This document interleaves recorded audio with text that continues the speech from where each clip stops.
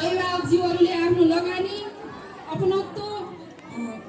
लगायत यो विद्यालयले गर्ने विश्वास बढ्दै जाओस्। घर चाहिँ पहिलो पाठशाला हो, घरमा राम्रो संस्कार सिकाएर विद्यार्थी भाइ बहिनीहरू पठाउनु भयो भने विद्यालयमा सहज हुनेछ। आमा नै पहिलो शिक्षिका हो, त्यो कुरालाई ध्यानमा दिएर संस्कार सिकाउने काम घरबाटै सुरु गर्नु हुन मैले अभिभावकज्यूहरूलाई अनुरोध गर्दछु। साथै विद्यालयलाई चाहिँ बाल मैत्री विद्यालयको रूपमा विकास गर्नको लागि विद्यालयका भौतिक पूर्वाधारहरू निरन्तर निर्माणका क्रममा छन्। बन्ने पूर्वाधारहरू र कक्षा कोठा व्यवस्थापन लगायतका कुराहरूलाई नगरपालिकाको तर्फबाट नवप्रवर्तनको कार्यक्रम लगायत अन्य कार्यक्रमहरूमा पनि सपोर्ट हुँदै आएको छ र यो बाल मैत्री पूर्वाधार विकास सहितको बाल मैत्री वातावरण सहितको चाहिँ कक्षा कोठा व्यवस्थापन र विद्यालय पूर्वाधार बनाउनको लागि विद्यालय व्यवस्थापन टिम सधैँ लाग्नुहुनेछ भन्ने कुरामा विश्वास लिँदै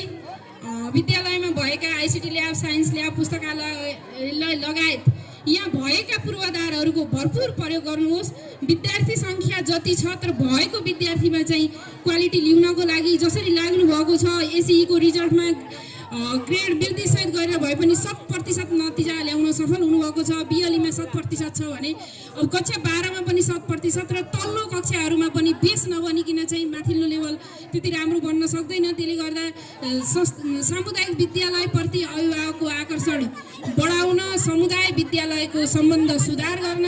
साथै अभिभावकहरूको आकर्षण र हाम्रो लगानीको विद्यालय, हाम्रा पितापुर्खाले मेहनत गरेर स्थापना गरेको विद्यालयमा नै हाम्रा सन्तानहरू पढाउनुपर्छ। ज्ञान प्रकाश माध्यमिक विद्यालयले चाहिँ क्वालिटीको एजुकेसन दिन्छ भन्ने कुरामा चाहिँ विश्वस्त राख्नलाई आफ्ना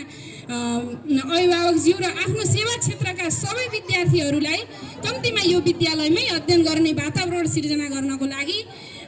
व्यवस्थापन टिम, शिक्षक स्टाफ, आदरणीय प्रधानाध्यापकज्यू लगायत सबै लाग्नुहोला भन्ने अनुरोध गर्दै यो विद्यालयको शैक्षिक, भौतिक चौतर्फी विकासको